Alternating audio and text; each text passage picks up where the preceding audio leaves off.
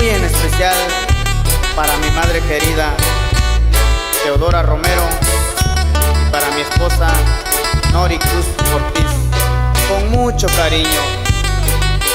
Muy en especial para la señora Felicita Santiago, de parte de su hijo Lorenzo Hernández, y para todas las madrecitas del mundo.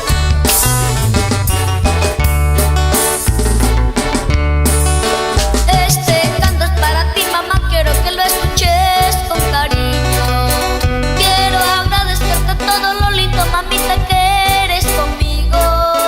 Desde que nací tú me has cuidado como tu más grande tesoro.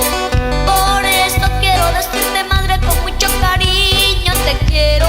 Cuando yo caí, mamita, usted me levantó. Cuando yo lloré, mamita, usted me consoló. Eres tú la madre más bonita y la más linda que hay en el mundo. Yo te quiero, madrecita linda, aunque a veces soy tan injusto. Yo le pido a Diosito del cielo para que por siempre te cuide. Por donde quiera que vayas, madre, con Diosito siempre regreses. Cuando yo nací, mamita, usted me alimentó para que creciera. Por mi vida usted luchó y ahora aquí estoy. Mamá, con esta canción quiero demostrarte lo especial que eres para mí. Sí, sí, mamá, porque cuando yo nací, tú me arrollaste en tus brazos.